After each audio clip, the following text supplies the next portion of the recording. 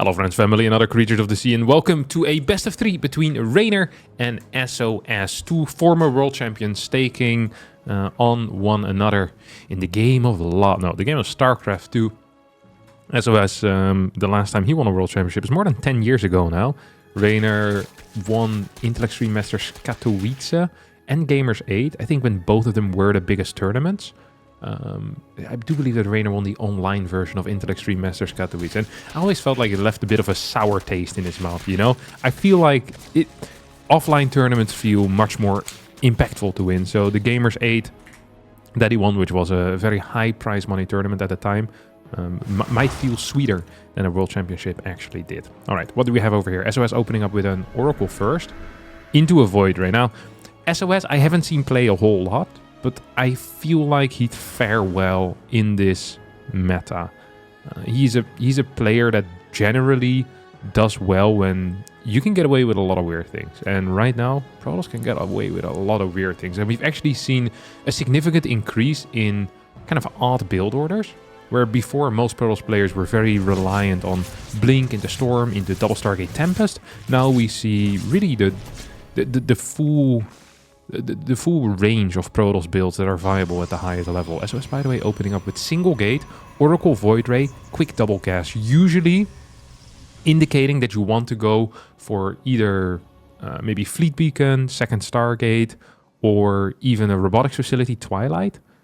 He did miss the Overlord, by the way. I hope he's going to find it. It's actually extremely important that that thing does not survive if you're going to try hiding something. Oop. Here comes the Ling run by. Oracle's going to move back home. Void Ray's going to fly over as well. Losing those two adepts sucks, but at least you get to keep your pylon if you do it well. There's a lot of cash in the bank right now. Okay, it's going to be Fleet Beacon plus second Stargate. This is pretty much what I had expected after seeing those fast gases. No second gateway. Like, it is... I'm not saying this is 100%... you know, there's a 100% win rate on that call, but I think very frequently when you see single gate into quick double gas before 4 minutes... like not a very high adept count, no third Stargate unit, it's going to be something like this. Overlord is still inactive at this point. This is, by the way, a wall you can run through with your links. I think you probably can get the scout. Reynor just doesn't want to do it because he still is the Overlord he can sacrifice at some point as well. Like, this thing is going to fly in and it's probably going to figure out what the hell is happening. Lots of links are in production, by the way. This almost feels like a full-on link flood at this point. Actually, this is going to be a full-on link flood, which I'm not a huge fan of. Rather than a Tempest Rush, we're also heading into a carrier transition. Night is coming in. This is not the fastest Night as I've seen in my life. Reynor's still unaware of the fact that it's going to be carriers, by the way. Could perhaps guess, though, that something weird is happening, like heavy tech-wise. Like, there's 0 units out right now. One thing I'm very worried about for Reynor is that even if he kills the third base, but he doesn't kill a lot of workers, he might still be in trouble the moment these two carriers come out, right? Like, Nidus is going to come down, start in 6 seconds. Then the Nidus still needs to finish, which I think is 14 seconds. So by the time the first carrier is going to finish, second carrier is probably going to finish as well. Forge is on the way. First Nidus doesn't instantly go down. And it's going to start in the main base, which I think might just be a blunder. This does allow the Void Ray to go help. Pro Pool coming out as well. These probes, even if all of them die, I think sOs is still going to be in a fine position. He's going to be up in workers. First carrier now shows up as this Nidus goes down. I do not love this build order that Reynor is playing here, unless he gets this third base. I actually think he's going to be in a world of trouble, and I don't really see a way for him to kill this third base right now. Overlord's going to get taken out by the Void Ray. Nidus is going to get... Ooh, I'll barely get up. That is a very big deal. That means that this third is actually going to end up falling. Carriers are still out. We're seeing extra gases being taken instantly. Spire, the moment gas allows it, is going to be the logical next step. As long as sOs holds this base and doesn't let the links in, he should still be okay though, but the links do kind of squeeze by. This is such a weird game. It felt like sOs absolutely had this. Misses a force field here on the ramp, by the way. Loses a lot more workers than he should. Night is being produced like over the wall at this point.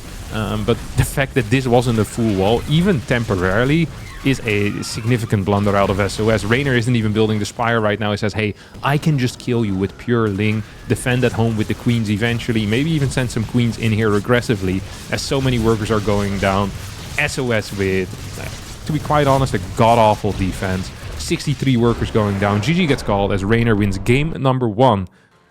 Our second game will be played here on 10,000 feet. So the hatchery gets blocked. The drone moves over to the triangle. Is this even a triangle? It's not really a... I mean, it will be a triangle, but this is not the shape that people usually think of when it is a triangle, you know? It's one of them weird-looking triangles. I guess, like, as long as they're not in an exact line, you can always kind of draw a triangle somewhere.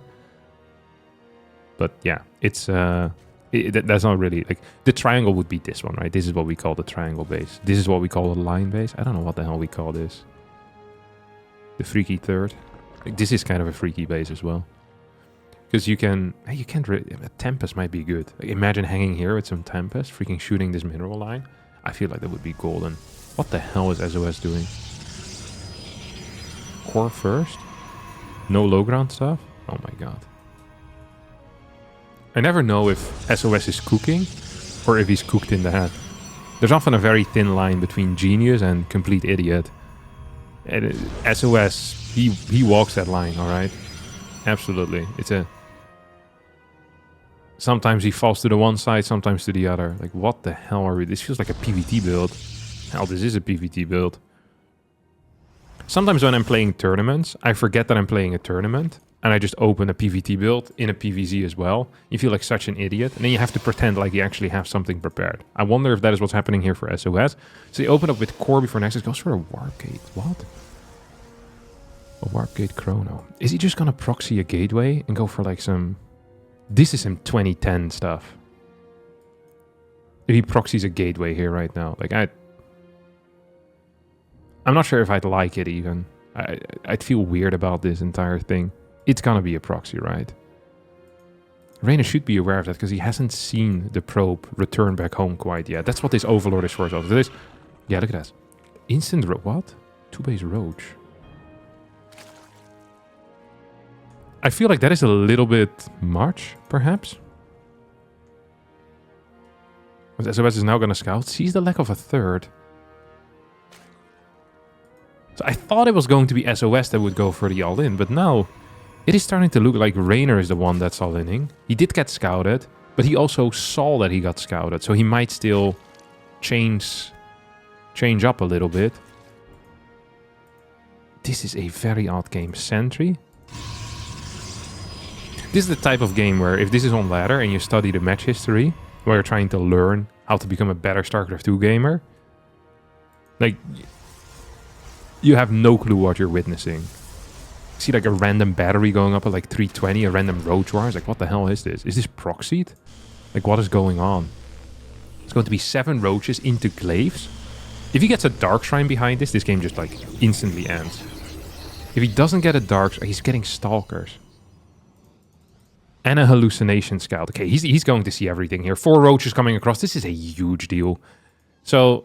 I think this should be holdable. He just needs to be careful with these pylons. Like, these pylons are what scares me the most. He's going to lose production. And his opponent has decent enough production. There's 1 gateway in the main base. But also these batteries might just actually lose their... You know, their only function, which is healing. We're going to get 3 Adepts now warping in.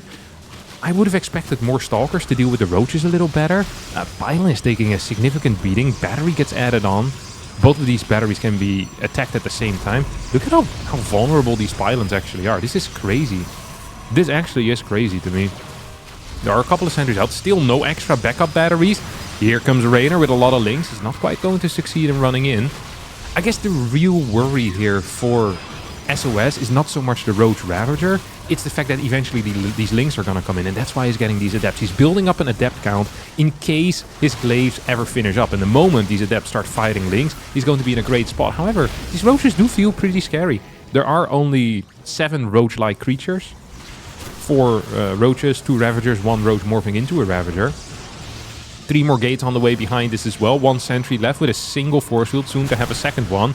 Good control here of these units. Target fire on the sentry is solid as well. Here comes 1 force field. It's not a good one.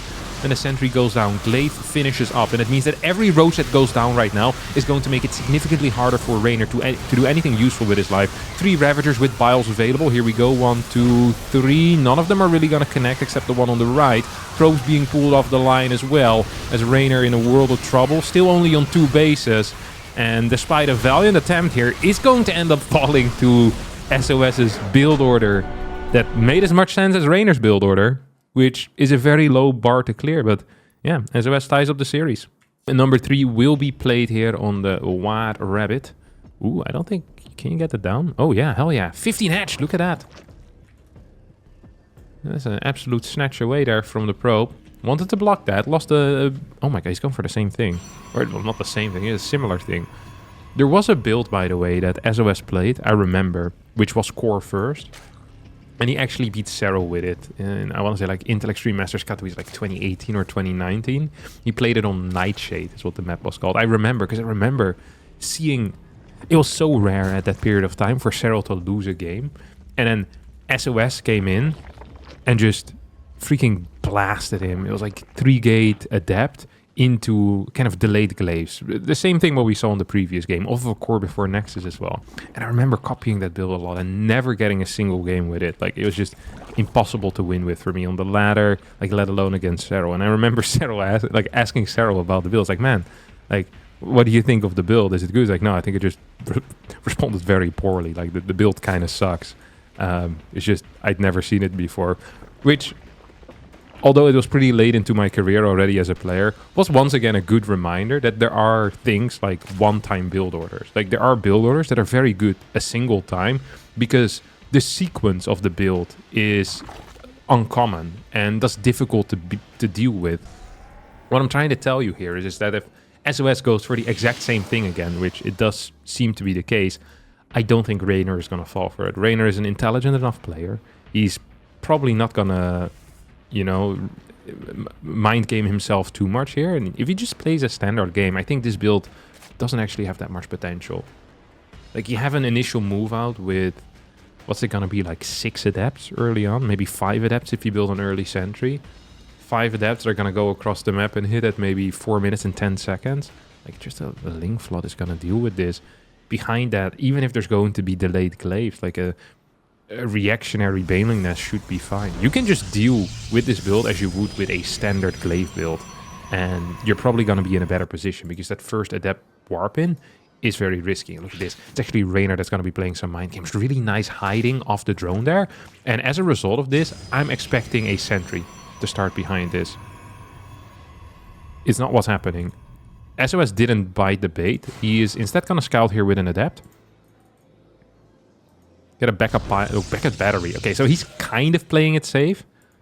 Does not want to completely rely on pure adepts. He says, hey, I might need a battery. Sees this. Does he cancel the battery? Yep. Okay, cool. I think this is just the correct call, to be honest. I don't think... Like, we can discuss about this quite like for a long time, but I just think it's the correct call to cancel it. You don't need it. You're probably not going to get all in. We have a Roach Warren at 330, which is a very standard anti-glaive timing. I think the only difference with this build compared to standard glaive is that you need like a round of links, like slightly earlier. Maybe in a standard game you'd go up to like 38, 39 drones. Here, actually it's still going up to 38 drones, and then just get rounds of links. It still seems to be fine, to be honest. 39 drones, so it's going to have full saturation on 2 bases and 2 gases. Get a bunch of links, try to get some roaches out behind this.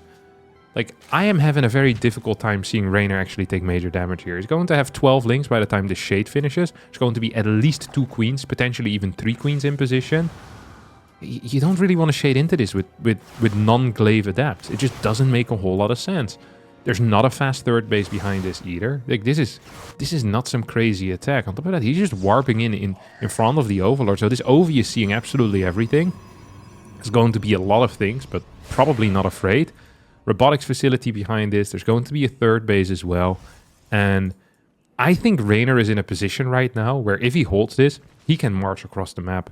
There's only 3 gates of production. There's not going to be any Dark Shrine, no robotics facility with 3 immortals pumping out. There's going to be like half an immortal. That's about it. Here we go. This is the first big shade, and I think he might just end up finishing the shade. He will definitely finish the shade right now. Reynor a bit aggressive. Doesn't have anything in the main base. This is a good shade. This is fantastic, actually. This has some potential. These adepts are going to get caught. Let's take a look at the micro here. Micro is okay. Does lose a lot of adepts and doesn't kill that many drones. Just a single drone ends up falling here. And almost all of his adepts end up going down. Resources lost is even. And, ooh, this is bad. This is going to cost him probably 3 more adepts here, if I'm not mistaken. Maybe even all 4. That removes a lot of the pressure away from Reynor. 1 adept is out. First Immortal's gonna pop out as there's 2 sentries. Reynor stacking into lair and builds the drone behind this. So we're about even in workers, but up 20 supply.